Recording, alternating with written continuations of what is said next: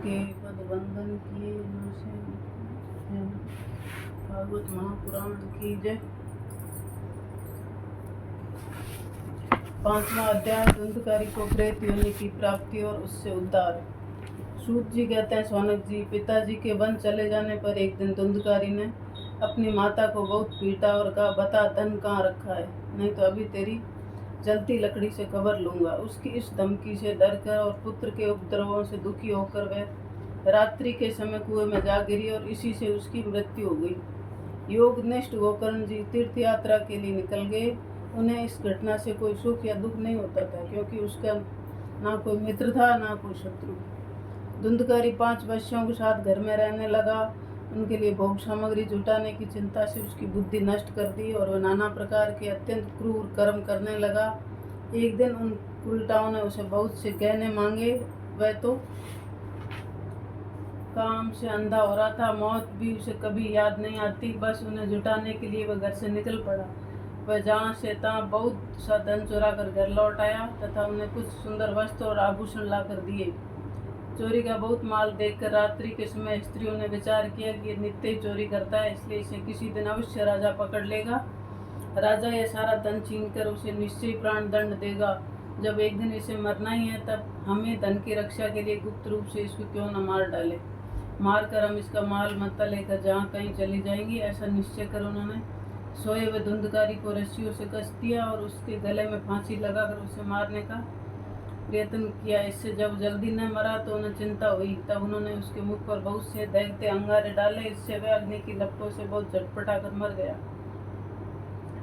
उन्होंने उसके शरीर को एक गड्ढे में डालकर गाड़ दिया। सच्चे स्त्रियां प्राय बड़ी दुस्साहसी होती है।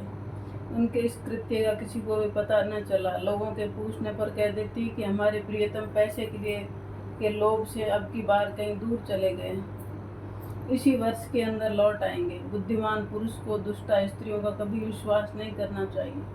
जो मूर्ख इनका विश्वास करता है उसे दुखी होना पड़ता है। इनकी वाणी तो अमृत के समान कामियों के हृदय में रस का संचार करती है, किंतु हृदय छुरे की धार के समान तीक्ष्ण होता है। भला इन स्त्रियों का कौन प्यारा है। वह उल्टा धुंधकारी की सारी संपत्ति समेट कर वहां से चंपत हो गई। उनके ऐसे न जाने कितने पति थे और धुंधकारी अपने कुकर्मों कारण भयंकर प्रेत हो गया। वह बवंडर के रूप में सर्वदा 10 दिशाओं में भटकता रहता तथा शीत घाम से संतप्त, भूख प्यास से व्याकुल होने के कारण हा देव चिल्लाता रहता, परंतु उसे कहीं भी कोई आश्चर्य न मिला। कुछ काल बीतने पर गोकर्ण ने भी लोगों के मुख से धुंधकारी की मृत्यु का समाचार सुना। तब उसे सनाथ समझकर उन्होंने उसका गया जी में श्राद्ध किया और वहीं और भी जहाँ जहाँ वह जाते थे उनका श्राद्ध अवश्य करते थे। इस प्रकार घूमते घूमते गोकर्ण जी अपने नगर में आए और रात्रि के समय दूसरों की दृष्टि से बचकर सीधे अपने घर के आंगन में सोने के लिए पहुंचे। वहां अपने भाई को सोया देख आधी रात के समय धुंधकारी ने अपना बड़ा भारी विकट रूप दिखाया। वह कभी भेड़ा, कभी हाथी, कभी भैंसा, कभी इंद्र और कभी अग्नि का रूप धारण कर ली। अंत में वह मनुष्य के आकार में प्रकट हुआ। यह विपरीत अवस्थाएं देखकर गोकर्ण ने निश्चय किया कि ये कोई दुर्गति को प्राप्त हुआ जीव है। तब उन्होंने उससे धैर्यपूर्वक पूछा। गोकर्ण ने पूछा, तुम कौन हो? रात्रि के समय ऐसे भयानक रूप क्यों दिखा रहे हो? तेरी ये दशा कैसे हुई? हमें बता तो सही, तू प्रेत है, पिशाच है अथवा कोई राक्षस? सूत जी कहते हैं, गोकर्ण के इस प्रकार पूछने पर बार बार जोर जोर से रोने लगा। उसमें बोलने की शक्ति नहीं थी, इसलिए उसने केवल संकेत मात्र किया। तब गोकर्ण ने अंजलि में जल लेकर उसे अभिमंत्रित करके उस पर छिड़का। इससे उसके पापों का कुछ शमन हुआ और वह इस प्रकार कहने लगा। प्रेत बोला, मैं तुम्हारा भाई हूँ, मेरा नाम धुंधकारी है। मैंने अपने ही दोष से अपना ब्राह्मणत्व नष्ट कर दिया है। मेरे कुकर्मों की गिनती नहीं की जा सकती। मैं तो महान अज्ञान के चक्कर काट रहा हूँ। इसी से मैंने लोगों की बड़ी हिंसा की। अंत में उल्टा स्त्रियों ने मुझे तड़पा कर मार डाला। इसी से अब प्रेत योनि में पड़कर ये दुर्दशा भोग रहा हूँ। अब देववश कर्म फल का उदय होने से मैं केवल वायु भक्षण करके जी रहा हूँ। भाई, तुम दया के समुद्र हो, अब किसी प्रकार जल्दी ही मुझे इस योनि से छुड़ाओ। गोकर्ण ने धुंधकारी की सारी बातें सुनी। तब उससे बोले। गोकर्ण ने कहा, भाई, मुझे इस बात का बड़ा आश्चर्य है। मैंने तुम्हारे लिए विधिपूर्वक गया जी में पिंडदान किया, फिर भी तुम प्रेत योनि से मुक्त कैसे नहीं हुए? यदि गया श्राद्ध से भी तुम्हारी मुक्ति नहीं हुई, तब इसका कोई और उपाय ही नहीं है। अच्छा, तुम सब बात खोल कर कहो, मुझे अब क्या करना चाहिए? प्रेत ने कहा, मेरी मुक्ति सैकड़ों गया श्राद्ध करने से भी नहीं हो सकती, अब तो तुम इसका कोई और उपाय सोचो। प्रेत की बात सुनकर गोकर्ण को बड़ा आश्चर्य हुआ। वह कहने लगे, यदि सैकड़ों गया श्राद्धों से भी तुम्हारी मुक्ति नहीं हो सकती, तब तो तुम्हारी मुक्ति असंभव ही है। अच्छा, अभी तो तुम निर्भय होकर अपने स्थान पर रहो, मैं विचार करके तुम्हारी मुक्ति के लिए कोई दूसरा उपाय करूंगा। गोकर्ण की आज्ञा पाकर धुंधकारी वहां से अपने स्थान पर चला गया। इधर गोकर्ण ने रात भर विचार किया, तब भी उन्हें कोई उपाय नहीं सूझा। प्रातःकाल उनको आया देखकर लोग प्रेम से उनसे मिलने आए। तब गोकर्ण ने रात में जो कुछ जिस प्रकार हुआ था सब उन्हें सुना दिया। उनमें जो लोग विद्वान, योगनिष्ठ, ज्ञानी और वेदज्ञ थे, उन्होंने भी अनेकों शास्त्रों को उलट पलट कर देखा, तो भी उसकी मुक्ति का कोई उपाय नहीं मिला। तब सबने यही निश्चय किया कि इस विषय में सूर्य नारायण जो आज्ञा करे वही करना चाहिए। अतः गोकर्ण ने अपने तपोबल से सूर्य की गति को रोक दिया। उन्होंने स्तुति की, भगवान आप सारे संसार की साक्षी है, मैं आपको नमस्कार करता हूँ, आप मुझे कृपा करके धुंधकारी की मुक्ति का साधन बताइए। गोकर्ण की प्रार्थना सुनकर सूर्य देव ने दूर से स्पष्ट शब्दों में कहा, श्रीमद् भागवत से मुक्ति हो सकती है, इसलिए तुम उसका सप्ताह पारायण करो। सूर्य का ये धर्ममय वचन वहां सभी ने सुना। तब सबने यही कहा कि प्रयत्न पूर्वक यही करो, हैं भी ये साधन बहुत सरल। अतः गोकर्ण जी भी तदनुसार निश्चय करके कथा सुनाने के लिए तैयार हो गए। देश और गांवों के अनेकों लोग कथा सुनने के लिए आए। बहुत से लंगड़े, लूले, अंधे, बूढ़े और मंदबुद्धि पुरुष भी अपने पापों की निवृत्ति के उद्देश्य से वहां पहुंचे। इस प्रकार वहां इतनी भीड़ हो गई कि उन्हें देखकर देवताओं को भी आश्चर्य होता था।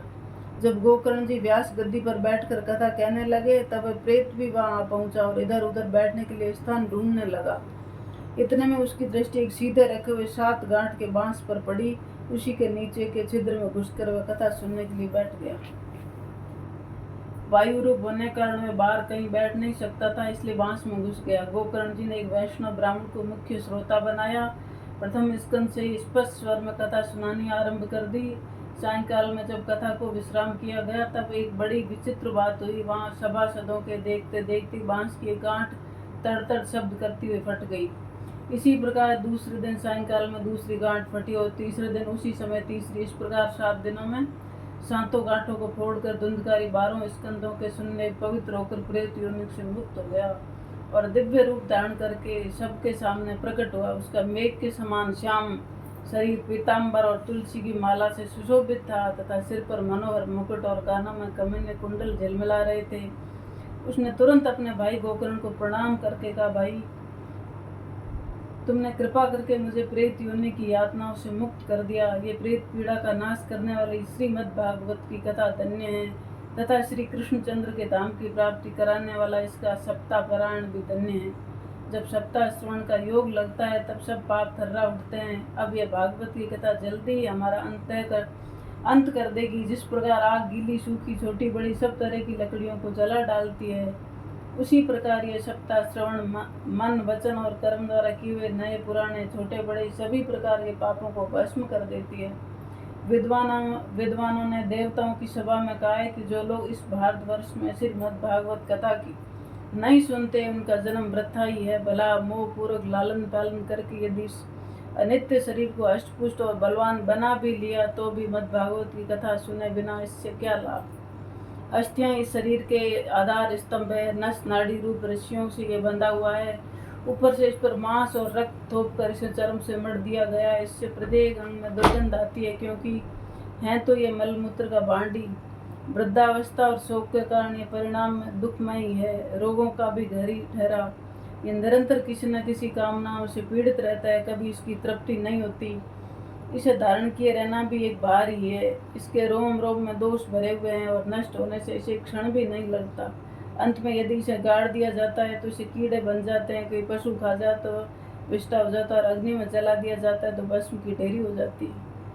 ये 3 इसकी गतियां बताई गई है। ऐसे अस्थिर शरीर से मनुष्य अविनाशी फल देने वाला काम क्यों नहीं बना लेता।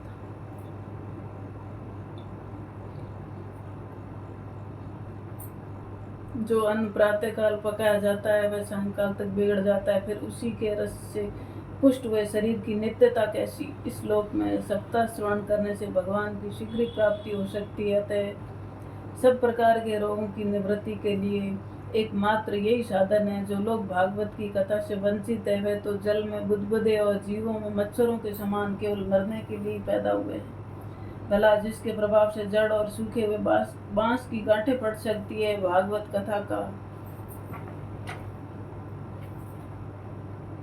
श्रवण करने से चित्त की गांठों का खुल जाना कौन बड़ी बात है। सप्ताह श्रवण करने से मनुष्य के हृदय की गांठ खुल जाती है,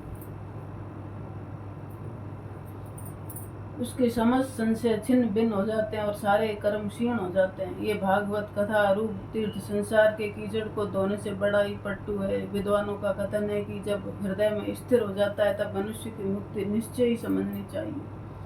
जिस समय धुंधकर ये सब बातें कह रहा था, जिसके लिए वैकुंठवासी पार्षदों के सहित एक विमान उतरा और उससे सब और मंडलाकार प्रकाश फैल रहा था, सब लोगों के सामने ही धुंधकारी उस विमान पर चढ़ गया। तब उस विमान पर आए हुए पार्षदों को देखकर उसने गोकर्ण की ये बात कही।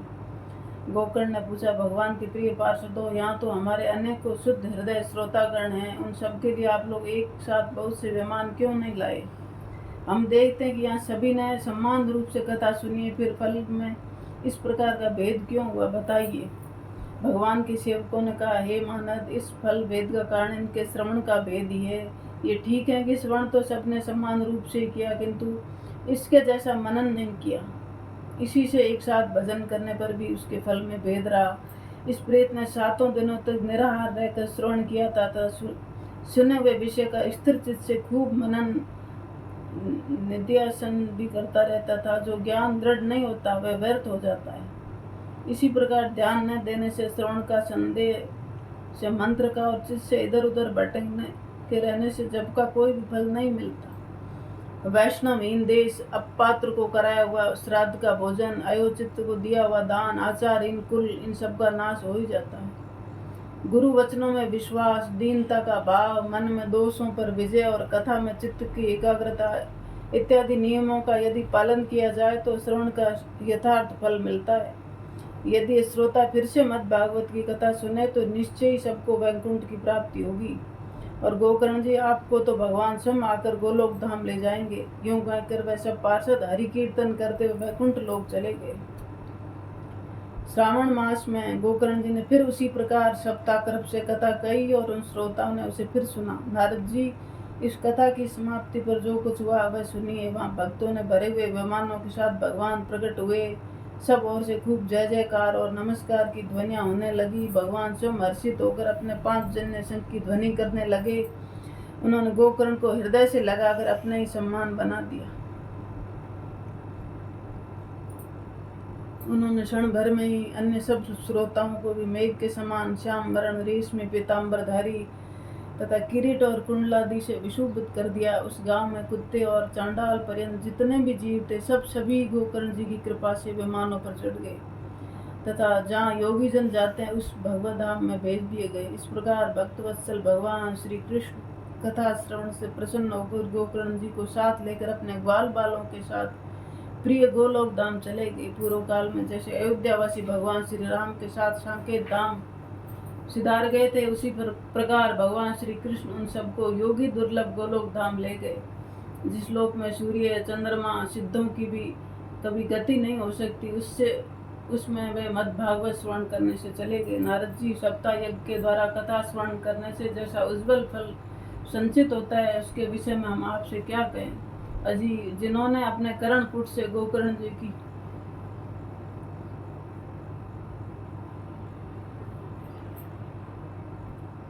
कथा के इस एक अक्षर का भी पान किया है,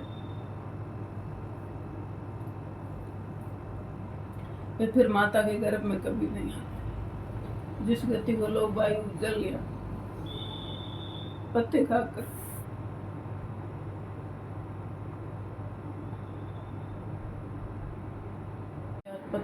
शरीर सुखाने से, बहुत काल तक गौ तपस्या करने से और योगाभ्यास से वे नहीं पा सकते, उसे वे सप्ताह श्रवण से सहज ही प्राप्त कर लेते हैं। इस परम पवित्र इतिहास का पाठ चित्रकूट पर विराजमान मुनीश्वर सांडिल्य श्री ब्रह्मानंद संमग्न होकर करते रहते हैं। ये कथा बड़ी ही पवित्र है। एक बार के श्रवण से ही समस्त पाप राशि को भस्म कर देते हैं। यदि इसका श्राद्ध के समय पाठ किया जाए तो इससे पितृगण को बड़ी तृप्ति होती है और नित्य पाठ करने से मोक्ष की प्राप्ति होती है। जय जय श्री राधे। निताई गौर हरि बोल। जय हो गुरु महाराज की जय जय। सुखदेव जी की जय।